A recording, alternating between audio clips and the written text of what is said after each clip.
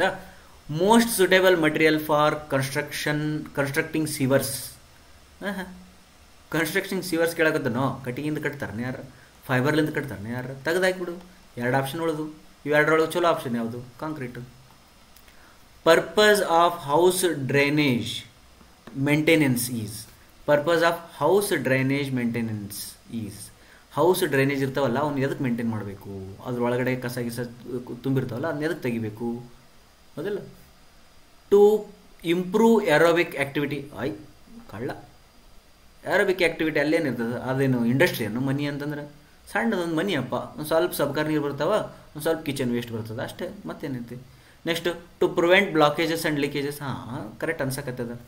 To increase BOD and COD levels. ಭಾಳ ಶಾಣೆ ಇದೆ. ಹೌಸ್ ಡ್ರೈನೇಜ್ ಒಳಗಡೆ BOD COD ಅಷ್ಟು ದೊಡ್ಡದೇನಲ್ಲ. ಟು ಡಿಟೆಕ್ಟ್ ಡ್ರೈನೇಜ್ ಟ್ರ್ಯಾಪ್ಸ್ ಅಂತ. ಹೌಸ್ ಡ್ರೈನೇಜ್, ಹಿಂಗೊಂದು ಮನಿ ಐತಿ, ಮನಿಯಿಂದ ಹೊರಗೊಂದು ಪೈಪ್ ಬಂದೈತೆ ಅಷ್ಟೇ, ಮುಗೀತು. ಇಷ್ಟ್ರ ಬಗ್ಗೆ ಮಾತಾಡಕತ್ತೆ ನಾವು. ಡಿಟೆಕ್ಷನ್ ಅಷ್ಟು ದೊಡ್ಡ ಯಾಕೆ ಯೋಚನೆ ಮಾಡುತ್ತೆ? Therefore to prevent blockage and leakages. This is the right answer. Name the phenomenon that describes the decrease in oxygen level in water body due to the disposal of effluent. Correct. ಅದಕ್ಕೇನಂದ್ರೆ oxygen sag curve ಅಂತ ಬರ್ತದೆ. Therefore correct. Dash step in the municipal wastewater treatment process involves the removal of large solid objects. Large solid objects ಅಂತೇಳಿ. ಇದು grit chambers ಅಂತ. ನೋಡ, ಇದಕ್ಕೊಂದು correlate ಮಾಡ್ತೀನಿ. ಯಾವುದೋ ಒಂದು ಇಂಗ್ಲೀಷ್ ಪಿಕ್ಚರ್ ನೋಡಕತ್ತಿದ್ದೆ. ಆ ಒಂದು ಇಂಗ್ಲೀಷ್, ನಾನು ಯಾವಾಗಲೂ ಪಿಕ್ಚರ್ ನೋಡ್ಬೇಕಾದಾಗ, ಇಂಗ್ಲೀಷ್ ಫಿಲ್ಮ್ ನೋಡ್ಬೇಕಾದಾಗ ಎಸ್ಪೆಷಲಿ, ನೀವು 1 ತಾಸಿನ ಪಿಕ್ಚರ್ನ 1 ತಾಸು ನೋಡ್ತೀರಿ, 3 ತಾಸಿನ ಪಿಕ್ಚರ್ 3 ತಾಸು ನೋಡ್ತೀರಿ. ನಾವು ಹಂಗಿಲ್ಲ. ನಾವು 1 ತಾಸಿಂದಿರಲಿ 2 ತಾಸಿಂದಿರಲಿ ಆ ಪಿಕ್ಚರ್ ಮಾತ್ರ 3 ದಿನ ನೋಡ್ತೀನಿ ನಾವು. 1 ದಿನದ ಈಗೀಗಂತೂ, ಅವಾಗ ಸಣ್ಣದಾಗ ಸ್ವಲ್ಪ ಚಲೋ ನೋಡ್ತೀವಿ. ಈಗ ಹಂಗಂದ್ರೆ ಇಂಗ್ಲೀಷ್ ಪಿಕ್ಚರ್ ನೋಡಕತ್ತೀನಿ ಅಂದ್ರೆ ಆ 1 ದಿನಕ್ಕೆ ಒಂದು ಅರ್ಧ ತಾಸು ಅಥವಾ 1 ತಾಸು ಅಷ್ಟೇ ನೋಡ್ತೀನಿ, ಮತ್ತೆ ಇನ್ನೊಂದು ದಿನ ನೋಡ್ತೀನಿ. ಅದರೊಳಗಡೆ ಒಂದೊಂದು ಯಾವ್ದಾರ ಒಂದು ವರ್ಡ್ ಹೇಳಿರ್ತಾನಲ್ಲವ, ಆ ವರ್ಡನ್ನು ನಾ ಟೈಪ್ ಮಾಡಿ ಅದ್ರ ಮೀನಿಂಗ್ ತಿಳ್ಕೊಂಡು ಮತ್ತೆ ಪಾಸ್ ಮಾಡಿ ಮತ್ತೆ ಮುಂದಕ್ಕೆ ಹೋಗ್ತೀನಿ. ಆ ಪೂರಾ ಫಿಲ್ಮನ್ನು ಅರ್ಥ ಮಾಡ್ಕೊತೀನಿ. ಹಂಗೆ ಮಾಡಬೇಕಾದಾಗ ಒಂದು ಪಿಕ್ಚರ್ ಅದು ಏನಂತಂದ್ರೆ ಮೈ ಕಸಿನ್ ವಿನ್ನಿ ಅಂತೇಳಿ ಒಂದು ಕಾಮಿಡಿ ಮೂವಿ ಇರ್ತದೆ ಇಂಗ್ಲೀಷ್ ಒಳಗೆ. ಅದರೊಳಗಡೆ ದೀಸ್ ಆರ್ ಆಲ್ ಗ್ರಿಟ್ಸ್ ಅಂತ. ನಾವು ಅಂದ್ರೆ ಗ್ರಿಟ್ಸ್ ಅಂತಂದಾಗ ಏನು ಅಂತೇಳಿ ನೋಡ್ತೀನಿ ನಾನು. ಗ್ರಿಟ್ಸ್ ಅಂತಂದಾಗ ನನಗೆ ಗ್ರಿಟ್ ಚೇಂಬರ್ ಗೊತ್ತದ, ಇಂಜಿನಿಯರಿಂಗ್ ಒಳಗೆ ಓದಬೇಕಾದ್ರೆ ಗ್ರಿಟ್ ಚೇಂಬರ್ ಗೊತ್ತದ. ಬಟ್ ಅಲ್ಲಿ ನಾವು ಭಾಳ ಕಾನ್ಸಂಟ್ರೇಟ್ ಮಾಡಿಲ್ಲ, ಏನಂತ ಬಿಟ್ಟಿದ್ವಿ. ಅದು ಮೂವಿ ಒಳಗಡೆ these are all just grits ಅಂತಂದಿರ್ತಾನೆ. ನಾವು ಏನೋ ಹೋಗೋದ್ನಲ್ಲ ಇವ ಅಂತೇಳಿ ತೆಗೆದು ನೋಡಿದರೆ ಲಾರ್ಜ್ ಬಾಡೀಸ್, ಅಗ್ರಿಗೇಟ್ಸ್ ಅದಾವಲ್ಲ, ಕಂಕರ್, ದೊಡ್ಡ ಅವಕ್ಕೆಲ್ಲವಕ್ಕೂ ಗ್ರಿಟ್ಸ್ ಅಂತ ಅನ್ಬೋದು. ಕಡಿಗಳು ಅಥವಾ ಬ್ರಿಕ್, ಇದನ್ನು ಬ್ರೋಕನ್ ಬ್ರಿಕ್ಸ್ಗಳು, ಬ್ರೋಕನ್ ಕಾಂಕ್ರೀಟ್ ಮಟೀರಿಯಲ್ಸು, ಇವೆಲ್ಲ ಏನಿಗೂ ದೊಡ್ಡ ಗ್ರಿಟ್ಸ್ ಅಂತಾರೆ. ಹೌದಾ? ಇಲ್ಲ ನಾನು step in the municipal waste water treatment process involve the removal of large solid objects ಅಂತ. ಸ್ಕ್ರೀನಿಂಗ್ ಸ್ಟೆಪ್ ಇದನ್ನು ತುಂಬ್ಕೊಂತ screening step in the municipal waste ತಪ್ಪು. ಸೀವೇಜ್ ಫಾರ್ಮಿಂಗ್ ತಪ್ಪು. ಮತ್ತು ಪ್ರೈಮರಿ ಸೆಡಿಮೆಂಟೇಷನ್ ಟ್ಯಾಂಕ್ ಒಳಗಡೆ ಸೆಡಿಮೆಂಟ್ಸ್ ಅಂತ ತೆಗಿತಾರೆ. Sediments are not grits. Sewage farming ಒಳಗಡೆ ಅಲ್ಲಿ ಏರೋಬಿಕ್ ಆ್ಯಕ್ಷನ್ಸ್ ಮಾಡ್ತಾರೆ. Therefore this is not. ಸ್ಕ್ರೀನಿಂಗಿಗೆ ನಾನು ಡೌಟ್ ಹಾಕ್ಬೋದು, ಮತ್ತು ಗ್ರಿಟ್ ಚೇಂಬರ್ಗೂ ಕೂಡ ಡೌಟ್ ಹಾಕ್ಬೋದು. ಬಟ್ ಲಾರ್ಜ್ ಸಾಲಿಡ್ ಬಾಡೀಸ್ ಅಂದಿರೋದ್ರಿಂದ I will go for grit chambers. ಆಯಿತಾ? Next, which of the following is a modification of activated sludge process? Okay, ನನ್ನ ಸಿಂಬಲ್ಸ್ ನಿಮ್ಗೆ ಹೇಳ್ತೀನಿ ನೋಡಿ. ಇದು 64 ಫಸ್ಟ್ ರೌಂಡ್ ಒಳಗೆ ಹೋಗಬೇಕಾದಾಗ which of the following is a modification of activated sludge process ಅಂತ ನೋಡಿದೆ. Activated sludge process modified form ಯಾವುದು ಅಂತೇಳಿ, oxidation ditch, trickling filter, septic tank, sequential batch reactor. ಹೌದಾ? ಇವನ್ನೆಲ್ಲ ನೋಡಿಕೊಂಡೆ, ನನಗೆ ಸರಿ ಅನ್ನಿಸ್ಲಿಲ್ಲ, ಇದು ಆಪ್ಷನ್ ಹಾಕೋದು ಬೇಡ ಅಂತೇಳಿ ಹೋದೆ. ನಿಮ್ಗೆ ಇಲ್ಲೊಂದು ತೋರಿಸ್ತೀನಿ ನೋಡಿ. ಇದರೊಳಗಡೆ ಫಸ್ಟ್ ರೌಂಡ್ ಒಳಗೆ ಹೋಗ್ಬೇಕಾದಾಗ ಇದು ರಾಂಗ್ ಹಾಕೀನಿ, ನನಗೆ 2 ಆಪ್ಷನ್ ಸಿಕ್ಕು. ಬಿಕಾಸ್ ಆಕ್ಟಿವೇಟೆಡ್ ಸ್ಲಜ್ ಪ್ರೊಸೆಸ್ ಅಂತಂದರೆ ಆಕ್ಸಿಡೇಷನ್ ಡಿಚ್ ಮತ್ತು ಟ್ರಿಕ್ಲಿಂಗ್ ಫಿಲ್ಟರ್ ಇವೆರಡನ್ನು ನಾನು ತೆಗೆದು ಬಿಡ್ತೀನಿ. ಯಾಕಂದರೆ ಟ್ರಿಕ್ಲಿಂಗ್ ಫಿಲ್ಟರ್ ಏನೈತಲ್ಲ ಅದು ಹಿಂಗದ. ಆಕ್ಟಿವೇಟೆಡ್ ಸ್ಲಜ್ ಪ್ರೊಸೆಸ್ ಕೊಟ್ಟಾಗ ಟ್ರಿಕ್ಲಿಂಗ್ ಫಿಲ್ಟರ್ ಕೊಡೋಂಗಿಲ್ಲ, ಟ್ರಿಕ್ಲಿಂಗ್ ಫಿಲ್ಟರ್ ಕೊಟ್ಟಾಗ ಆಕ್ಟಿವೇಟೆಡ್ ಸ್ಲಜ್ ಪ್ರೊಸೆಸ್ ಕೊಡೋಂಗಿಲ್ಲ. Either you give this or you give this ಅಂತಿರ್ತದೆ. ಎರಡನ್ನೂ ಕೊಡಕ್ಕೆ ಬರೋಂಗಿಲ್ಲ, ಅಥವಾ ಇದ್ರದ್ದು ಮಾಡಿಫಿಕೇಶನ್ ಫ್ಯಾಕ್ಟರ್ ಅಂತ ಅನ್ನಕ್ಕೆ ಬರೋಂಗಿಲ್ಲ. ದೇರ್ಫೋರ್ ನಾ ಫಸ್ಟಿಗೆ ಇದನ್ನ ಕ್ಯಾನ್ಸಲ್ ಮಾಡಿದೆ.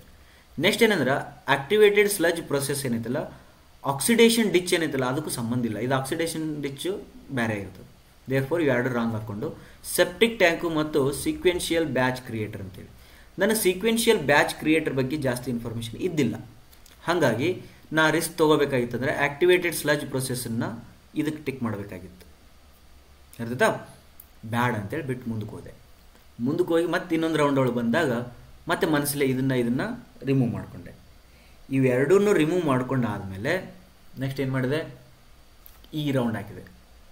ಈ ರೌಂಡ್ ಹಾಕಿ ಮತ್ತೆ ಟಿಕ್ ಮಾಡಲಿಲ್ಲ, ಮತ್ತೆ ಇನ್ನೊಂದು ರೌಂಡಿಗೆ ಹೋದೆ, ಮತ್ತೆ ವಾಪಸ್ ಬಂದಾಗ ಈ ರೌಂಡ್ ಹಾಕಿದೆ. 3 ಸತಿ ಇದನ್ನು ಇವ್ಯಾಲ್ಯೂಯೇಟ್ ಮಾಡಿದ ಕ್ವಶನ್ಸನ್ನು. ನನಗೆ ಧೈರ್ಯ ಬರವಲ್ತು ಇವೆರಡರೊಳಗಡೆ ಯಾವುದನ್ನು ಹಾಕಲಿ ಅಂತೇಳಿ. ಅರ್ಥಾಯ್ತಾ? ಬಿಕಾಸ್ ಈ ಕ್ವಶನ್ಸ್ ನನಗೆ ಸ್ವಲ್ಪ ಇನ್ಫಾರ್ಮೇಷನ್ ಇರೋದ್ರಿಂದ ಲಾಸ್ಟಿಗೆ ನಾ ಏನು ಮಾಡಿದೆ ಅಂತಂದರೆ ಇವೆರಡು ತಪ್ಪಾಕಿ ದೇವ್ರು ತೊಗೊಂಡು ಇದನ್ನು ಹಾಕಿದೆ. ಸೆಪ್ಟಿಕ್ ಟ್ಯಾಂಕ್ನ ಯಾಕೆ ಬಿಟ್ಟೆ ಅಂತಂದರೆ, ಸೆಪ್ಟಿಕ್ ಟ್ಯಾಂಕ್ ಅಂತಂದ್ರೆ ಆ್ಯನರೋಬಿಕ್ ಟ್ರೀಟ್ಮೆಂಟ್. ನೋಡು, ಆ್ಯನರೋಬಿಕ್ ಟ್ರೀಟ್ಮೆಂಟ್ ಅಂದ್ರೆ ಅದು ಮುಚ್ಚಿಬಿಡ್ತಿರ್ತೀವಿ, ಫುಲ್ ಕ್ಲೋಸ್ಡ್ ಒಳಗಿರ್ತದೆ. ಆಕ್ಟಿವೇಟೆಡ್ ಸ್ಲಜ್ ಪ್ರೊಸೆಸ್ಸು ಅಲ್ಲಿನೂ ಸ್ವಲ್ಪ ಬರ್ತದೆ, ಬಟ್ ಅಲ್ಲಿ ಏರೇಷನ್ ಟ್ಯಾಂಕ್ ಬರ್ತದೆ. ಆಕ್ಟಿವೇಟೆಡ್ ಸ್ಲಜ್ ಪ್ರೊಸೆಸ್ ಒಳಗಡೆ ಏರೇಷನ್ ಅಂತೇಳಿ ಒಂದು ವರ್ಡ್ ಬರ್ತದೆ. ಹಾಗಾಗಿ ನಾ ಸೆಪ್ಟಿಕ್ ಟ್ಯಾಂಕನ್ನು ಬಿಡ ಸರಿ ಅನಿಸಿ ಐ ಮಾರ್ಕ್ಡ್ ಡಿ ಆಪ್ಷನ್. ನಿಮಗೊಂದು ಇನ್ಫಾರ್ಮೇಷನ್ ಏನು ಗೊತ್ತಾ, KPSC ಇದಕ್ಕೆ ಆಪ್ಷನ್ಸ್ A ಆ್ಯಂಡ್ D ಅಂತ ಕೊಟ್ಟ. ಐ ಥಿಂಕ್ ಯಾವುದೋ ಒಂದು ಹುಡುಗ ಆಕ್ಸಿಡೇಷನ್ ಡಿಚ್ಚನ್ನು ಕೂಡ, ಬಿಕಾಸ್ ಏರೇಷನ್ ಐತಲ್ಲ ಇದ್ರೊಳಗೂ ಏರೇಷನ್ ಪ್ರೊಸೆಸ್ ಅದ, ದೇರ್ಫೋರ್ ಅವ ಏನಾದ್ರು ಆರ್ಗ್ಯೂ ಮಾಡಿರ್ಬೋದು, therefore they have marked it. ಈ ರೀತಿ ಕೂಡ ಇವ್ಯಾಲ್ಯೂಯೇಟ್ ಮಾಡಿ you can make the right answers. In commercial buildings where is the primary demand for non potable water? ಕಳ್ಳ ಇಂಥ ಕ್ವಶನ್ ನೋಡಿಲ್ಲ. ಕಮರ್ಷಿಯಲ್ ಬಿಲ್ಡಿಂಗ್ಸ್ ಅಂತೆ where is the primary demand for non potable waters ಅಂತ. Non potable waters ಅಂತಂದ್ರೆ ಯಾವುವು? ಕುಡಿಯೋಕ್ಕೆ ಯೋಗ್ಯ ಇರಲಾರ್ದಂಥ ನೀರುಗಳು. ಕುಡಿಯೋಕ್ಕೆ ಯೋಗ್ಯ ಇರಲಾರ್ದಂಥ ನೀರುಗಳನ್ನು ಕಮರ್ಷಿಯಲ್ ಬಿಲ್ಡಿಂಗ್ನೊಳಗೆ ಎಲ್ಲಿ ಯೂಸ್ ಮಾಡ್ತೀವಿ ಅಂತಂದ್ರೆ ಅಲ್ಲಿ ಬಾತ್ರೂಮ್ಸ್ ಇರ್ತಾವ, ಅಥವಾ ವರ್ಷಕ್ಕೆ ಯೂಸ್ ಮಾಡ್ಬೋದು, ನೆಲಗೆಲ್ಲ ವರ್ಷಕ್ಕೆ ಯೂಸ್ ಮಾಡ್ಬೋದು, ಕ್ಲೀನಿಂಗ್ ಪರ್ಪಸ್ ಯೂಸ್ ಮಾಡ್ಬೋದು. ಹೌದಾ? ಹಾಗಾದ್ರೆ ರೆಸ್ಟ್ ರೂಮ್ ಒಳಗೆ ಯೂಸ್ ಮಾಡ್ತೀಯಾ? Correct answer. ಕೆಫೆಟೇರಿಯಾ ಮತ್ತು ಕಮರ್ಷಿಯಲ್ ಬಿಲ್ಡಿಂಗ್ಸ್ ಒಳಗಡೆ ಕೆಫೆಟೇರಿಯಾದೊಳಗಡೆ ಇವನ್ನ ಯುಟೆನ್ಸಿಲ್ಸ್ನ ತೊಳೆಯಕ್ಕೆ ಯೂಸ್ ಮಾಡ್ತೀಯಾ? ಕರೆಕ್ಟ್ ಐತಿ. ಕೂಲಿಂಗ್ ಸಿಸ್ಟಮ್ ಒಳಗೂ ಯೂಸ್ ಮಾಡ್ಬೋದಲ್ಲ, ಕುಡೆ ನೀರು ಅಲ್ಲ ಅವನು ಕೂಲಿಂಗ್ ಸಿಸ್ಟಮ್ ಒಳಗೂ ಯೂಸ್ ಮಾಡ್ಬೋದಲ್ಲ. ರಿಸೆಪ್ಷನ್ ಏರಿಯಾದೊಳಗಡೆ ಕುಡಿಯೋಕ್ಕಂತ ಇಟ್ಟಿರ್ತೀವಿ, ಬಟ್ ಅಲ್ಲಿ ರಿಸೆಪ್ಷನ್ ಏರಿಯಾ ಒಂದು ಸ್ವಲ್ಪ ಬೇಕಾದ್ರೆ ಅವಾಯ್ಡ್ ಮಾಡ್ಕೋ, ಬಟ್ ಆ್ಯಕ್ಚುಲಿ ಹೇಳ್ಬೇಕಂದ್ರೆ ನಾನ್ ಪೊಟೇಬಲ್ ವಾಟರ್ಸ್ ನೀವು 3 ಯೂಸ್ ಮಾಡ್ಬೋದು. ಬಟ್ ಅಪ್ರಾಪ್ರಿಯೇಟ್ ಅಂತಂದ್ರೆ ನಿನ್ಗೆ ಡೈರೆಕ್ಟಾಗಿ ಹೇಳ್ಬೋದು ಅಂದ್ರೆ ರೆಸ್ಟ್ ರೂಮ್ಸ್ ಅಂತೇಳಿ. KPCL ನಾವು ಏನು ಮಾಡ್ಯಾನ ಅಂತಂದರೆ ಇದಕ್ಕೆ options A is also right, B is also right and C is also right ಅಂತೇಳಿ ಕೊಟ್ಟಿದ್ದೇನೆ. ಓಕೆ, ನಾನು ಇನ್ನೊಂದು ಮಾತು ಹೇಳಿದ್ನಲ್ಲ, 4 ಆಪ್ಷನ್ಸ್ ಒಳಗಡೆ ಒಂದು ಆಪ್ಷನ್ ನಿಮ್ಗೆ ಬಂದಿಲ್ಲ ಅಂತಂದ್ರೆ ಇದು ಟಿಕಿಂಗ್ ದ ಪ್ರೊಬ್ಯಾಬಿಲಿಟಿ 33% ಆಗ್ತದೆ. Therefore don't take a risk ಅಂತ ಹೇಳಿದೆ. ನಿಮ್ಗೆ 2 ಆಪ್ಷನ್ ತೆಗೆದಿದ್ದಿ ಅಂತ ತಿಳ್ಕೊ. 2 ಆಪ್ಷನ್ಸನ್ನು ತೆಗೆದಿದ್ದಿ ಅಂತಂದ್ರೆ ಇವೆರಡು ರಾಂಗ್ ಆನ್ಸರ್ ಅಂತಂದ್ರೆ ಇವೆರಡರೊಳಗೆ ಟಿಕ್ ಮಾಡ್ಬೇಕಾದ್ರೆ 50% ಅಂತ ಹೇಳಿದೆ. ಇದನ್ನು ಹೇಳಿದ ತಕ್ಷಣ ನಿಮ್ಗೆ ಇನ್ನೊಂದು ಏನಂತಂದರೆ, ನಿಮ್ಗೆ strong argument between these two ಇತ್ತಂತ ತಿಳ್ಕೊಳ್ರಿ. Strong argument between these two ಇತ್ತಂದರೆ ನಿಮಗೆ ಇಂಥವ್ರು ಏನು ಮಾಡ್ಬೋದು ಅಂದ್ರೆ A ಆ್ಯಂಡ್ B 2 ಆಪ್ಷನ್ಸನ್ನು ಕೂಡ ಆನ್ಸರ್ಸ್ಗಳಲ್ಲಿ ಇಟ್ಟಿರ್ತಾರೆ. ನೀ A ಹಾಕಿದ್ರು ಕರೆಕ್ಟ್ ಕೊಡ್ತಾರೆ, B ಹಾಕಿದ್ರು ಕೊಡ್ತಾರೆ. ಆಮೇಲೆ CD ಒಳಗೆ ಹಾಕಿದ್ದಿ ಅಂತಂದ್ರೆ ಯು ವಿಲ್ ನಾಟ್ ಗೆಟ್. ಅದ ಹಾಗಾಗಿ ನೀವು ಏನು ಮಾಡ್ಬೇಕಂತಂದ್ರೆ 50% ಪ್ರೊಬ್ಯಾಬಿಲಿಟಿ ಇತ್ತಂದ್ರೆ ಹಾಕೋ ಚಾನ್ಸಸ್ ಮಾಡೋದು ಚಲೋ. ರೈಟಾ? That is valid. In arid reasons where can brackish water source be found ಅಂತ ಕೇಳ್ತಿದ್ದಾನೆ. ಫಸ್ಟ್ ಅರಿಡ್ ರೀಸನ್ಸ್ ಅಂದ್ರೆ ಏನು ಮೀನಿಂಗ್ ತಿಳ್ಕೊಬೇಕು. ಇದನ್ನು ಇಂಗ್ಲೀಷ್ ಪಿಕ್ಚರ್ನೊಳಗೆ ಓದೋದ್ನಾಗ ನನಗೆ ವೊಕ್ಯಾಬ್ಯುಲರಿ ಇಂಪ್ರೂವ್ ಆಗಿದ್ದು. ಅರಿಡ್ ರೀಸನ್ಸ್ ಅಂತಂದ್ರೆ ಬರಡು ಭೂಮಿಗಳು, ಒಣ ಜಾಗ, ಗುಲ್ಬರ್ಗ ಅಂತ ಹೋದಲ್ಲ ಅಂತಲ್ಲಿ ಒಣ ಜಾಗ, ಅದು ಬರಡು ಭೂಮಿಗಳು. ಮತ್ತು ಪೂರಾ ಇದಲ್ಲ, ಡ್ಯೂನ್ ಅಲ್ಲ, ಸ್ಯಾಂಡ್ ಡ್ಯೂನ್ಸ್ ಅಲ್ಲ, ಅರಿಡ್ ರೀಸನ್ಸ್. ವೇರ್ ಬಾರ್ಕಿಶ್ ವಾಟರ್ ಅಂತಂದ್ರೆ ಬ್ರಾಕಿಶ್ ವಾಟರ್ ಅಂತಂದ್ರೆ ಸಾಲ್ಟ್ ವಾಟರ್. ಬಾರ್ಕಿಶ್ ವಾಟರ್ ಅಂದ್ರೆ ಸಾಲ್ಟ್ ವಾಟರ್. ಇಂಥ ಒಣ ಜಾಗದೊಳಗೆ ಸಾಲ್ಟ್ ವಾಟರ್ ಸಿಗ್ತಕ್ಕಂಥದ್ದು ಎಲ್ಲಿ ಅಂತ ಕೇಳಿದ್ರು. Where can brackish water sources B found ಅಂತ ಕೇಳಕತ್ತಾನ. ಒಣ ಜಾಗದೊಳಗೆ ಗ್ಲೇಷಿಯರ ನೀನು ಒಣ ಜಾಗ ಅಂತ ಹೇಳಕತ್ತಿದ್ದೆ, ಗ್ಲೇಷಿಯರ್ ಅಂತಂದ್ರೆ ಹೆಂಗಾಕೈತಿ ನೋಡಿ, ತಪ್ಪಾಕಿಬಿಟ್ಟೆ. ತಿಳಿದ? ನೆಕ್ಸ್ಟ್ ನೆಕ್ಸ್ಟ್ ಏನು ಕೇಳೋಣ ಈಗ ಇದ್ರಕ್ಕೆ ಹೋಗೋಣ. ಡಿಸ್ಯಾಲಿನೇಷನ್ ಪಾಯಿಂಟ್ಸ್ ಅಂತ. ಡಿಸ್ಯಾಲಿನೇಷನ್ ಅಂದರೆ ಇಲ್ಲಿ ಹುಡುಗ ಕನ್ಫ್ಯೂಸ್ ಮಾಡಿ ಬಕ್ರ ಮಾಡಕ್ಕೆ ಟ್ರೈ ಮಾಡಕತ್ತಾನ. ಬಾರ್ಕಿಸ್ ವಾಟರ್ ಅಂತಂದ್ರೆ ಸಾಲ್ಟ್ ವಾಟರ್. ಇಲ್ಲಿ ಡಿಸ್ಯಾಲಿನೇಷನ್ ಅಂತಂದ್ರೆ removal of salt water. Plant ಅಂತ ತಪ್ಪದ. ಸಾಲ್ಟ್ ವಾಟರ್ ಇಂಟ್ರೂಷನ್ ಅಂತ. ಅವ ಏನು ಬಕ್ರ ಮಾಡಕತ್ತಾನ ನಮಗಂತಂದ್ರೆ ಬ್ರ್ಯಾಕಿಶ್ ವಾಟರ್ ಅಂದ್ರೆ ಸಾಲ್ಟ್ ವಾಟರ್ ಅಂತ ಗೊತ್ತಿದ್ದು ಹುಡುಗ ಬಕ್ರ ಮಾಡಕತ್ತಾನ. ಅವ ಗೊತ್ತಿಲ್ಲಾರ್ದವಂತೂ ಆರಾಮ್ ಬಿಟ್ಟು ಹೋಗ್ತಾನೆ. ಸಾಲ್ಟ್ ವಾಟರ್ ಅಂತ ಗೊತ್ತಿದ್ದವನಿಗೆ ಇಲ್ಲಿ 2 ಬಕ್ರ ಮಾಡೋದು. ಸಾಲ್ಟ್ ವಾಟರ್ ಇಂಟ್ರೂಷನ್ ಅಂತ.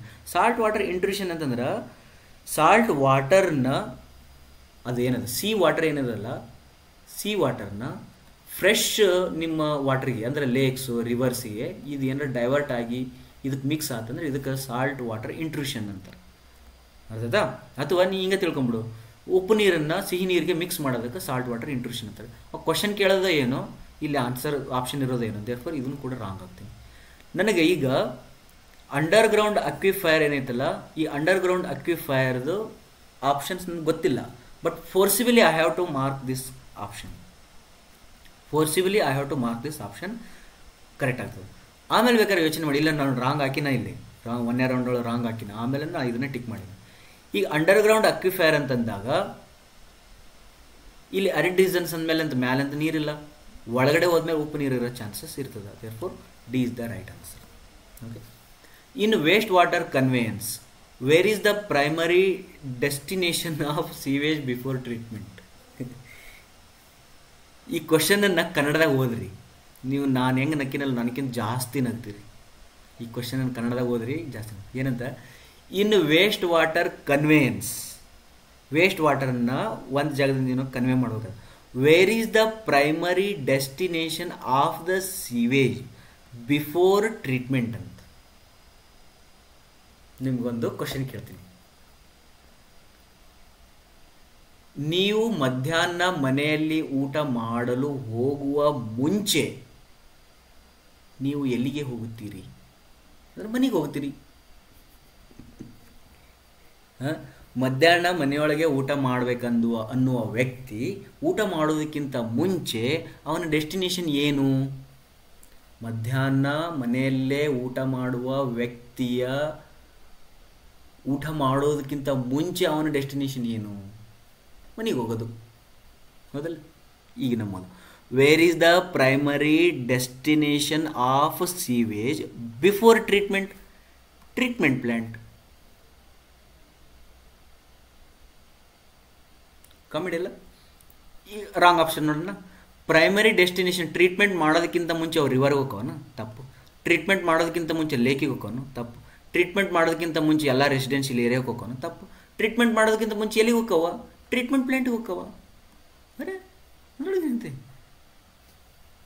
ಇನ್ water quality management, what is the primary purpose of aeration? Odour removal. pH adjustment ಮಾಡೋಕ್ಕಂತೂ ನೀವು ಏರಿಯೇಷನ್ ಮಾಡೋಂಗಿಲ್ಲ. ಟೆಂಪ್ರೇಚರ್ ಕಂಟ್ರೋಲ್ ಮಾಡೋಕ್ಕಂತೂ ಏರಿಯೇಷನ್ ಮಾಡೋಂಗಿಲ್ಲ. ಡಿಸ್ಇನ್ಫೆಕ್ಷನ್ ಮಾಡೋಕ್ಕೂ ಮಾಡೋಂಗಿಲ್ಲ.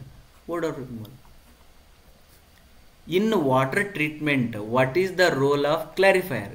ಕ್ಲಾರಿಫೈಯರ್ ಅಂದ್ರೆ ಏನು? Clarifier word is derived from clear plus fication. ಏನೋ ಒಂದು ಯಾವ ಸಂಧಿ? Clarification. That is the clarifier. Clear ಮಾಡ್ತಕ್ಕಂಥದ್ದು ಅದಕ್ಕೆ ಸೆಡಿಮೆಂಟ್ಸ್ ಅಂತ. ಸೆಡಿಮೆಂಟೇಷನ್ ಟ್ಯಾಂಕಿಗೆ ಇನ್ನೊಂದು ಹೆಸರು clarification tank. Therefore pH adjustment ಅಲ್ಲ, ಡಿಸ್ಇನ್ಫೆಕ್ಷನ್ ಅಲ್ಲ, settling of particles. Correct answer. Filtration ಅಲ್ಲ. In water treatment, what is the purpose of lime soda ash softening process?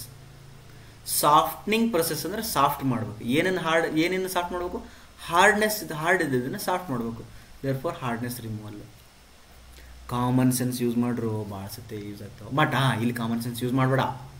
ನಿನ್ನ ಕಾಮನ್ ಸೆನ್ಸ್ ಸಣ್ಣದದ. Which of the following statement is correct in connection with temperature stresses? ಇದನ್ನು IES exam ಒಳಗಡೆ 2 ಸತಿ ಕೇಳ್ಯಾರ. ಇದೇ same questions, ಸ್ವಲ್ಪ twist ಮಾಡಿದ್ದು. ನೀನು ನನ್ನ ಸ್ಟ್ರೆಂತ್ ಆಫ್ ಮಟೀರಿಯಲ್ ಕ್ವಶನ್ಸ್ ಏನಾರು ಓದಿದರೆ ಅಲ್ಲಿ ಇದ್ರ ಮೇಲೆ ಇದನ್ನೇ ನಾನು ಡಿಸ್ಕಷನ್ ಮಾಡಿದ್ದೀನಿ. ಇದು ಇಂಪಾರ್ಟೆಂಟ್ ಅಂತ ಕೂಡ ಹೇಳಿದ್ದೀನಿ. Okay. Modulus of elasticity of the bar ಏನಂತ? Temperature stress in the bar of a material is independent of temperature stress ಅಂದರೆ ಫಸ್ಟ್ ಫಾರ್ಮುಲಾ ಬರೆದ್ಬಿಡು, ಅದು ಯಾವುದು ಆಲ್ಫಾ ಟಿ ಇ ಅಂತೇಳಿ. It is independent of modulus of elasticity of the material? ಇಲ್ಲ, it is depending on modulus of elasticity. Is it independent of length? Yes, ಇದರೊಳಗೆ L ಅಂತ ಬರೆದಿಲ್ಲ, therefore it is independent of length. It is a change in temperature? ಇಲ್ಲ, temperature ಐತಿ, therefore wrong. Coefficient of thermal expansion? ಇಲ್ಲ, ಅದು ಆಲ್ಫಾನು ಬರ್ದಾನ, therefore this is wrong. Therefore L is the correct answer. ಇಲ್ಲಿ ಕಾಮನ್ ಸೆನ್ಸ್ ಯೂಸ್ ಮಾಡಿಸ್ಲಿ. ಈಗ ನೋಡ, ನಿಮ್ಮ ಕಾಮನ್ ಸೆನ್ಸ್ ಯೂಸ್ ಮಾಡಿ, ನೀವು ಹೆಂಗೆ ಕಾಮನ್ ಸೆನ್ಸ್ ಯೂಸ್ ಮಾಡ್ತಿರಲ್ಲ ಅದನ್ನು ನಾನು ಇಲ್ಲಿ ಯೂಸ್ ಮಾಡ್ತೀನಿ. ಓಕೆನಾ? ನೀವು ರಾಂಗ್ ಆಗ್ತೀರಿ, ಅದನ್ನು ನಾನು ಹೇಳ್ತೀನಿ. Okay, how common sense can affect us ಅಂತೇಳಿ. ಆಯ್ತದ? ನಿಮಗೊಂದು ಕ್ವಶನ್ ಕೇಳಿ, ಏನಂದ್ರೆ ಒಂದು ಸಣ್ಣ ಬಾಲ್ ಅದ, ಇನ್ನೊಂದು ದೊಡ್ಡ ಬಾಲ್ ಅದ, ಸ್ಟೀಲ್ ಬಾಲ್. ಇದು ಸ್ಟೀಲ್ ಬಾಲು, ಇದು ಸ್ಟೀಲ್ ಬಾಲ್. ಇದಕ್ಕೂ ಟೆಂಪ್ರೇಚರ್ ಜಾಸ್ತಿ ಮಾಡ್ತೀನಿ, ಇದಕ್ಕೂ ಟೆಂಪ್ರೇಚರ್ ಜಾಸ್ತಿ ಮಾಡ್ತೀನಿ. ಈ ಎರಡೂ ಬಾಲ್ ಒಳಗಡೆ ಎದರೊಳಗಡೆ ಸ್ಟ್ರೆಸ್ ಜಾಸ್ತಿ ಇರ್ತದೆ, ಎದರೊಳಗೆ ಟೆಂಪ್ರೇಚರ್ ಸ್ಟ್ರೆಸ್ ಜಾಸ್ತಿ ಇರ್ತದೆ. ಇದಕ್ಕೂ 50 ಡಿಗ್ರಿ, ಇದಕ್ಕೂ 50 ಡಿಗ್ರಿ ಹಾಕಿದಾಗ ಎದರೊಳಗೆ ಟೆಂಪ್ರೇಚರ್ ಸ್ಟ್ರೆಸ್ ಜಾಸ್ತಿ ಇರ್ತದೆ? ಒಂದನೇ ಕ್ವಶನ್.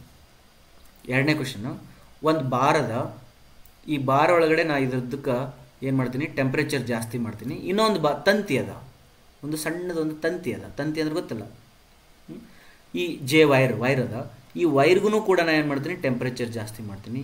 ಇವು ಎದರೊಳಗಡೆ ಟೆಂಪ್ರೇಚರ್ ಸ್ಟ್ರೆಸ್ ಜಾಸ್ತಿ ಇರ್ತದ. ಓಕೆನಾ? ಇನ್ನೊಂದು ಕ್ವಶನ್ ಕೇಳ್ತೀನಿ, ಏನಂತಂದರೆ ಒಂದು ಸ್ಟೀಲ್ ಬಾರ್ ಅದ, ಇನ್ನೊಂದು ಬ್ರಾಸ್ ಬಾರ್ ಅದ. ಇದಕ್ಕೂ ಟೆಂಪ್ರೇಚರ್ ಜಾಸ್ತಿ ಮಾಡ್ತೀನಿ, ಇದಕ್ಕೂ ಟೆಂಪ್ರೇಚರ್ ಜಾಸ್ತಿ ಮಾಡ್ತೀನಿ. ಇವೆರಡರೊಳಗಡೆ ಯಾವುದರೊಳಗಡೆ ಟೆಂಪ್ರೇಚರ್ ಸ್ಟ್ರೆಸ್ ಜಾಸ್ತಿ ಇರ್ತದ? ಇನ್ನೊಂದು ಕ್ವಶನ್ ಕೇಳ್ತೀನಿ. ಒಂದು ಈ ಸತಿ ಏನು ಮಾಡೋಣ ಅಂತಂದರೆ, ಒಂದು ಸೇಮ್ ಡಯಾಮೀಟರ್ ಬಾರ್ ಅದ, ಇದಕ್ಕೂ 50 ಡಿಗ್ರಿ ಟೆಂಪ್ರೇಚರ್ ಜಾಸ್ತಿ ಮಾಡ್ತೀನಿ. ಇನ್ನೊಂದು ಸೇಮ್ ಡಯಾಮೀಟರ್ ಬಾರ್ ಅದ, ಸೇಮ್ ಡಯಾಮೀಟರ್, ಎರಡು ಸೇಮ್ ಅದ, ಬಟ್ ಇದಕ್ಕೆ 100 ಡಿಗ್ರಿ ಟೆಂಪ್ರೇಚರ್ ಹೆಚ್ಚಿಗೆ ಮಾಡ್ತೀನಿ. ಇವೆರಡರೊಳಗಡೆ ಯಾವುದ್ರೊಳಗೆ ಟೆಂಪ್ರೇಚರ್ ಸ್ಟ್ರೆಸ್ ಜಾಸ್ತಿ ಇರ್ತದ? ಇದಕ್ಕೆ ಕ್ವಶನ್ಗೆ ಆನ್ಸರ್ ಏನಂದರೆ ಟೈಮ್ ಪಾಸ್. ಸಣ್ಣದೇ ಇರಲಿ ದೊಡ್ಡದೇ ಇರಲಿ ಟೆಂಪ್ರೇಚರ್ ಸ್ಟ್ರೆಸ್ 0 ಇರ್ತದೆ. ಸಣ್ಣದೇ ಇರಲಿ ದೊಡ್ಡದೇ ಇರಲಿ ಟೆಂಪ್ರೇಚರ್ ಸ್ಟ್ರೆಸ್ 0 ಇರ್ತದೆ. ಯಾವ ಮಟೀರಿಯಲ್ ಆದರೂ ಇರಲಿ ಟೆಂಪ್ರೇಚರ್ ಸ್ಟ್ರೆಸ್ 0 ಇರ್ತದೆ. ಯಾವ ಮಟೀರಿಯಲ್ ಟೆಂಪ್ರೇಚರ್ ಎಷ್ಟರ ಹೆಚ್ಚಿಗೆ ಮಾಡು ಟೆಂಪ್ರೇಚರ್ ಸ್ಟ್ರೆಸ್ 0 ಇರ್ತದೆ. ಟೆಂಪ್ರೇಚರ್ ಸ್ಟ್ರೆಸ್ಸು ಟೆಂಪ್ರೇಚರ್ ಮ್ಯಾಲೆ ಡಿಪೆಂಡ್ ಇಲ್ಲ. ತಡಿಯೋ ಮರೆ, ನಗಬೇಡ, ಬೈಬೇಡ. ಟೆಂಪ್ರೇಚರ್ ಸ್ಟ್ರೆಸ್ಸು ಮಟೀರಿಯಲ್ ಮೇಲೆ ಡಿಪೆಂಡೆಂಟ್ ಇಲ್ಲ. ಟೆಂಪ್ರೇಚರ್ ಸ್ಟ್ರೆಸ್ಸು ಅದರದ್ದು ಗಾತ್ರದ ಮೇಲೆ, ಡೈಮೆನ್ಷನ್ಸ್ ಮೇಲೆ ಡಿಪೆಂಡೆಂಟ್ ಇಲ್ಲ. ಟೆಂಪ್ರೇಚರ್ ಸ್ಟ್ರೆಸ್ಸು ಎದ್ರ ಮೇಲೆ ಡಿಪೆಂಡ್ ಐತಂದ್ರೆ ಮಟೀರಿಯಲ್ಲು ರಿಸ್ಟ್ರಿಕ್ಟೆಡ್ ಟು ಎಕ್ಸ್ಪ್ಯಾನ್ಷನ್ ಇರಬೇಕು. ಇದು primary condition. Temperature stress induce ಆಗಬೇಕಾದ್ರೆ ಮಟೀರಿಯಲ್ಲು ರಿಸ್ಟ್ರಿಕ್ಷನ್ ಇರಬೇಕು ಎಕ್ಸ್ಪ್ಯಾನ್ಷನ್ನಿಗೆ. ನಾನು ಇಲ್ಲಿ ಕೊಡ್ತಕ್ಕಂಥ ಡಯಾಗ್ರಾಮ್ಗಳು ಒಂದು ಬಾರ್ ಮೇಲೆ ಇಟ್ಟಿನಿ, ಇದನ್ನು ಬಾರ್ ಮೇಲೆ ಇಟ್ಟಿನಿ, ಇದು ಫ್ರೀಲಿ ಸಸ್ಪೆಂಡೆಡ್ ಅದ, ಇದನ್ನು ಒಂದು ನೆಲದ ಮೇಲೆ ಇಟ್ಟಿನಿ. ಇಲ್ಲಿ ಯಾವುದೇ ಕಂಡೀಷನ್ಸ್ ಕೊಟ್ಟಿಲ್ಲ ಅಂತಂದರೆ ಇವು ಯಾವ ಮಷಿನ್ಸ್ ಒಳಗೂ ಕೂಡ ಟೆಂಪ್ರೇಚರ್ ಸ್ಟ್ರೆಸ್ ಹೆಚ್ಚಿಗೆ ಆಗಂಗಿಲ್ಲ. ಅದಕ್ಕೆ ಹಿಂಗೆ ಅಂದ್ಕೊಂಡು ಮತ್ತೆ ನೀ ಕಾಮನ್ ಸೆನ್ಸ್ ಯೂಸ್ ಮಾಡಿದ್ದೆ ಅಂದ್ರೆ, ಸರ್ ಲೆಂತ್ ಜಾಸ್ತಿ ಆದಂಗೆಲ್ಲ ಸ್ಟ್ರೆಸ್ ಜಾಸ್ತಿ ಆಗುತ್ತಲ್ರಿ, ಕ್ರಾಸ್ ಸೆಕ್ಷನಲ್ ಏರಿಯಾ ಜಾಸ್ತಿ ಆದಂಗೆ ಸ್ಟ್ರೆಸ್ ಕಡಿಮೆ ಆಕೈತಲ್ರಿ, ಇಂಥವು ಅನ್ಬಾರ್ದು. ಅರ್ಥಾಯ್ತಾ? ಪುಣ್ಯವ ಇನ್ನೊಂದು ಆಪ್ಷನ್ ಕೊಟ್ಟು ಕ್ರಾಸ್ ಸೆಕ್ಷನಲ್ ಏರಿಯಾ ಅಂತಂದಿದ್ರೆ, ಅರ್ಥಾಯ್ತಾ? ದಟ್ಸ್ ವೈ ಇದನ್ನು ಫಸ್ಟ್ ಅದಕ್ಕೆ ಟೆಂಪ್ರೇಚರ್ ಸ್ಟ್ರೆಸ್ ಚೆನ್ನಾಗಿ ತಿಳ್ಕೊಳ್ರಿ. ರಿಸ್ಟ್ರಿಕ್ಷನ್ ಇತ್ತಂದ್ರೆ ಅವಾಗ ಮಾತ್ರ ಈ ಈಕ್ವೇಷನ್ ಜನ್ರೇಟ್ ಆಗ್ತದೆ. ಜನ್ರೇಟ್ ಆದಮೇಲೆ ನೀವು ಬರಬೇಕು. ಈಗ ಇದೇ ಕ್ವಶನನ್ನು ನಾನು ಕ್ವಶನ್ ಪೇಪರ್ ತೆಗೆದ್ರೆ ಹಿಂಗೆ ತೆಗಿತೀನಿ. ಬಕ್ರ ಮಾಡಬೇಕಲ್ಲ ನಿಮಗೆ, ಬಕ್ರ ಮಾಡಬೇಕಾದ್ರೆ ಇಲ್ಲೊಂದು ಕ್ವಶನ್ ತೆಗಿತೀನಿ. ಏನಂತಂದ್ರೆ, which of the following statement is correct in connection with the temperature stress? ಇಲ್ಲಿ ಬರಿತೀನಿ. when a steel rod is kept on ಏನದು frictionless surface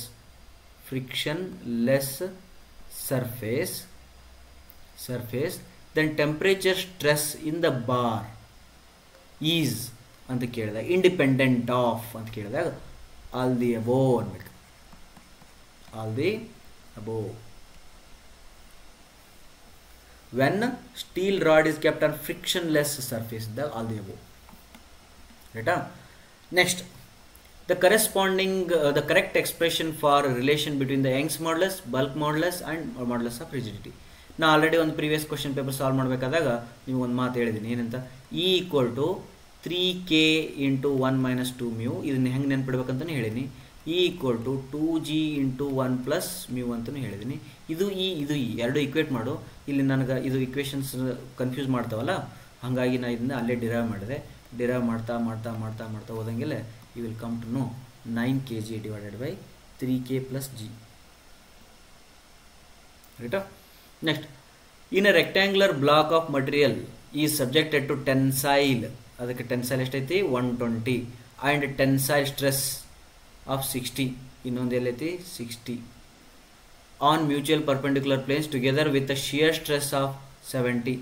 shear stress ಎಷ್ಟಿದೆನಾ 70. the magnitude of major principal stress ಅದು formula ಏನು?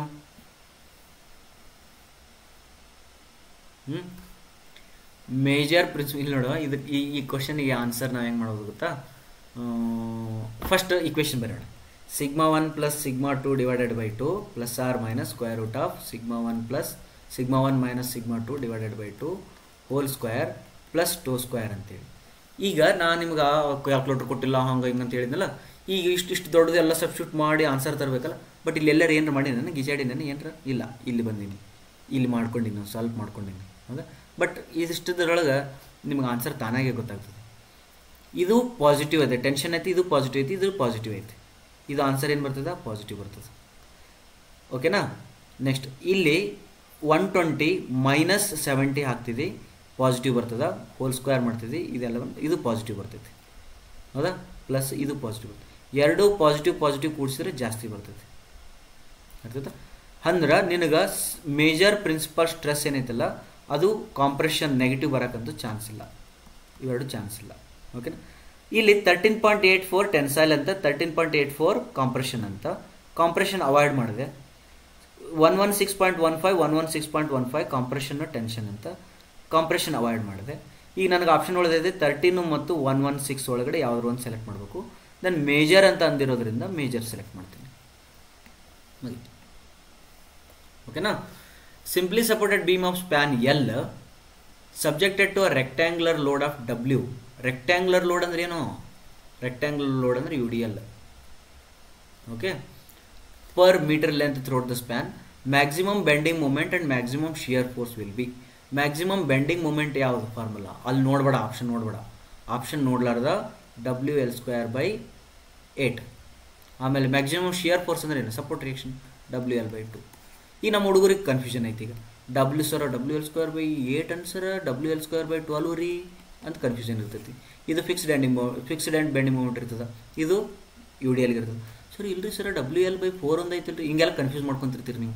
ಹೌದಾ? ನೀ ಏನು ಮಾಡೋ? Options ಒಳಗೆ ಬಾ. WL by 2 ಎಲ್ಲೈತಿ ಅದನ್ನ ಹಾಕು. ಎರಡನೇದು ಮ್ಯಾಕ್ಸಿಮಮ್ ಶಿಯರ್ ಫೋರ್ಸ್, ಇದು ಆಪ್ಷನ್ ಕರೆಕ್ಟಾ? ಇದು option correct. WL square by 8 WL square by 4. ನಿನಗೆ WL by 4ಗೆ ಮತ್ತು ನೆನಪದ WL by 4 ಅಲ್ಲ, WL square ಇರ್ತದೆ. ರಾಂಗ್ ಹಾಕು, ರೈಟ್ ಹಾಕು.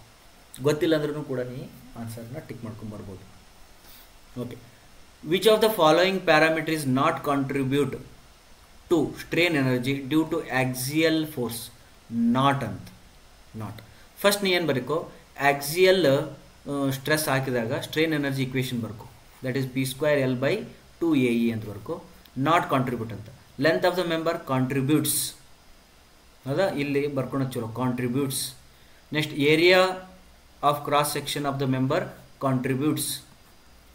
Axial rigidity of the member, axial rigidity means AE together is called as axial rigidity. It contributes. Flexural rigidity of the member ಅಂದ್ರೆ EI will not contribute. Therefore this is wrong. ಇನ್ನೊಂದದ GJ, ಇದು flexural rigidity, ಇದು torsional rigidity, ಇದು axial rigidity. ಮೂರು ಡಿಡಿಡಿಡಿಡಿ. ಹೌದಾ? Axial rigidity, ಇದು flexural rigidity, ಇದು ಟಾರ್ಷನಲ್ ರಿಜಿಡಿಟಿ. ಓಕೆನಾ? Maximum deflection in case of simply supported beam span L subjected to central point load. Okay, ನೋಡೋಣ. ಇದನ್ನ ಆಲ್ರೆಡಿ ಒಂದ್ಸತಿ ಡಿಸ್ಕಷನ್ ಮಾಡಿದ್ದೀನಿ. ಏನಂತಂದ್ರೆ ಯು ಡಿ ಎಲ್ ಅಂದ್ರೆ 354 ನೆನ್ಪಿಟ್ಕೋಬೇಕು. 354 ಕ್ಯಾನ್ಸಲ್, 354 ಕ್ಯಾನ್ಸಲ್. ಯಾಕೆ? ಇಲ್ಲೇನು ಹೇಳೋಣ, ಸಿಂಪ್ಲಿ ಸಪೋರ್ಟೆಡ್ ಬೀಮ್ ಅಂತೆ, ಸೆಂಟ್ರಲ್ ಪಾಯಿಂಟ್ ಲೋಡ್ ಹೇಳೋಣ. ಪಾಯಿಂಟ್ ಲೋಡ್ ಅಂದಿದ್ದಕ್ಕೆ 354 ಕ್ಯಾನ್ಸಲ್ ಆಯಿತು. W(L3/48), W(L2/48). L3 is a correct answer. L2 ಬರಂಗಿಲ್ಲ, L2 ಸ್ಲೋಪ್ ಒಳಗೆ ಬರ್ತೈತೆ. ಇದು ಸ್ಲೋಪ್ಸ್ ಕಂಡುಹಿಡಬೇಕಾದಾಗ L2 ಬರ್ತದೆ, ಇದು L3 ಬರ್ತದೆ. ಯು ಡಿ ಎಲ್ ಇದ್ದಾಗ L⁴ L⁴ ಬರ್ತೈತೆ. ಬಟ್ ನಾನು ಮ್ಯಾಲಿದ್ ನೋಡಲಿಲ್ಲ, ಕೆಳಗೆ ನೋಡಿ 384 ಕ್ಯಾನ್ಸಲ್ ಮಾಡ್ಕೊಂಡ್ಬಿಟ್ಟೆ. Therefore A option is right. Which of the following statement is incorrect with respect to deflection of beams? Slope is always be maximum at the free end of cantilever beam. Slope is always maximum, correct? At the free end of the cantilever beam. ಯಾವುದೇ cantilever beam ತಗೋ, ಯಾವುದೇ load ಹಾಕೋ, ಏನಾರ ಹಾಕೋನಿ, slope maximum free end ಒಳಗೆ ಇರ್ತದೆ. Correct. Deflection will always be maximum at the free end of the cantilever. ಇದು correct. ಯಾವ್ದಾರ ಲೋಡ್ ಹಾಕೋ, ಹೆಂಗಾರ ಮಾಡ್ಕೋ, ಫ್ರೀ ಎಂಡ್ ಒಳಗೆ ಮ್ಯಾಕ್ಸಿಮಮ್ ಇರುತ್ತೆ. Both slope and deflection will be 0 at a fixed end of the cantilever beam. ಇದು correct. ಕಣ್ಣು ಮುಚ್ಕೊಂಡು ಇದನ್ನು ತಪ್ಪಂತ ಹಾಕುವ. Deflection will always be maximum at the centre of the centre in case of simply supported beam. ನೋಡು, ಶಾಣೆ ಅದನ್ನೆಲ್ಲ confuse ಯಾಕೆ ಮಾಡಕತ್ತಾನೆ ನೋಡು. ನೀ ಅಂತಿದ್ದೀಗ ಸರ್ ಮತ್ತು ಇದನ್ನು ಕರೆಕ್ಟ್ ಐತಲ್ರಿ? ಇಲ್ಲಪ್ಪ, ಇದು deflection will always be maximum at the centre in case of simply supported beam carrying symmetric loading in the beam. Symmetric loading in the beam ಅಂತ ಬರಿಬೇಕಿತ್ತವ. ಅನ್ಸಿಮೆಟ್ರಿಕ್ ಲೋಡಿಂಗ್ ಇದ್ರೆ ಬರಂಗಿಲ್ಲ. ಸಿಮೆಟ್ರಿಕ್ ಅಂದರೆ ಪಾಯಿಂಟ್ ಲೋಡ್ ಇಲ್ಲಿ ಹಾಕು, ಅಥವಾ ಥ್ರೋಟ್ ಯು ಡಿ ಎಲ್ ಹಾಕು, ಅಥವಾ ಚಂದಂದು ಯು ಡಿ ಎಲ್ ಹಾಕು, ಅಥವಾ ಮಿಕ್ಸ್ ಮಾಡಿ U D L and U V L mix ಮಾಡ್ಕೊ, ಏನಾರ ಮಾಡ್ಕೊನಿ. ಸಿಮೆಟ್ರಿಕ್ ಲೋಡಿಂಗ್ ಇತ್ತು, ಆ ಕಡೆ ಈ ಕಡೆ ಸಿಮೆಟ್ರಿಕ್ ಲೋಡಿಂಗ್ ಇದ್ದಾಗ ಮಾತ್ರ ಮ್ಯಾಕ್ಸಿಮಮ್ ಡಿಫ್ಲೆಕ್ಷನ್ ಸೆಂಟರ್ ಒಳಗೆ ಬರ್ತದೆ. ಬಟ್ ಅಕಸ್ಮಾತ್ ನೀನು ಸಿಂಪ್ಲಿ ಸಪೋರ್ಟೆಡ್ ಬೀಮು ಈ ಕಡೆ ಪಾಯಿಂಟ್ ಲೋಡ್ ಇತ್ತು ಅಂದ್ರೆ ಇದು ಬರೋಂಗಿಲ್ಲ, ಮ್ಯಾಕ್ಸಿಮಮ್ ಸೆಂಟರ್ ಒಳಗೆ ಬರೋಂಗಿಲ್ಲ. ಓಕೆ, ಈ ಕ್ವಶನ್ನ ಎಷ್ಟು ಚೆನ್ನಾಗಿ ಸಾಲ್ವ್ ಮಾಡ್ಬೋದು. In cable of span 120 metre and dip 10 metre carries a load of 6 kilonewton per meter of horizontal span, the maximum tension in the cable ಅಂತ ಕೇಳೋಣ. ಈ maximum tension in the cable calculate ಮಾಡಬೇಕಾದ್ರೆ first ನಿಮಗೆ concept ಗೊತ್ತಾಯ್ತು ಅಂದ್ರೆ ಭಾಳ easy ಅದ. ಏನು, support reaction ಇಲ್ಲಿದ್ದು ಕಂಡುಹಿಡಬೇಕು, ಇಲ್ಲಿದ್ದು ಕಂಡುಹಿಡಬೇಕು.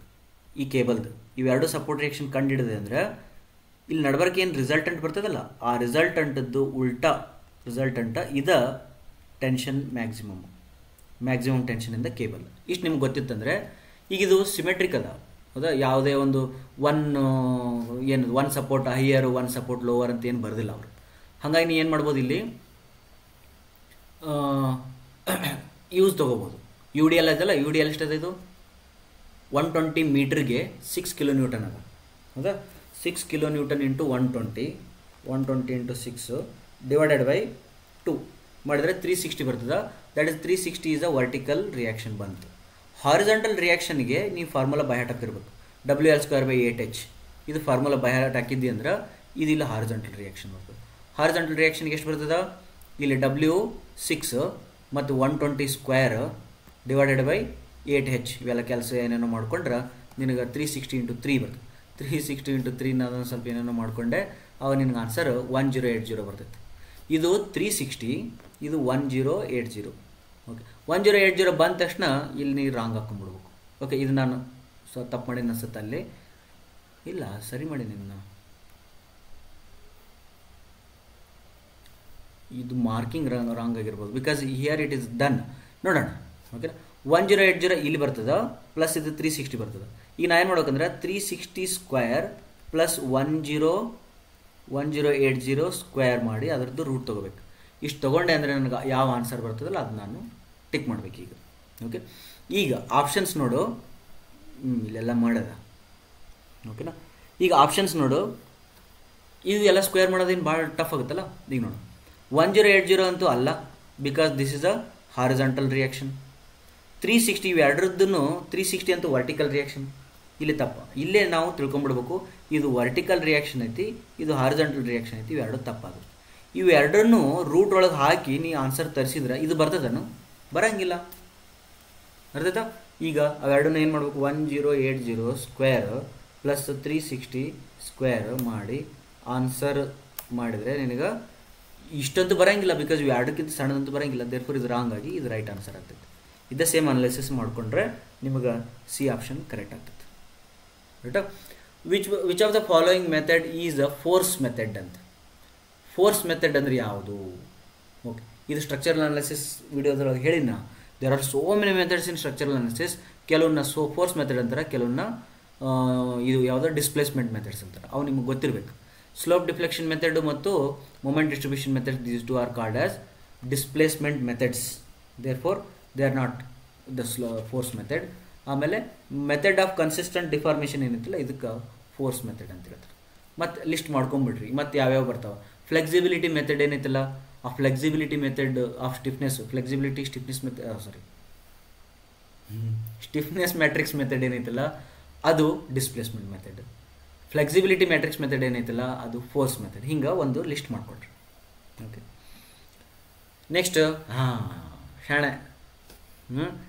If two ಹಿಂಜ್ಡ್ parabolic arch of length L, two ಹಿಂಜ್ಡ್ parabolic arch, height h, subjected to uniformly distributed load of W, length unit length over the entire span, the horizontal thrust will be, ಭಾಳ important ನೋಡಿದ್ದು.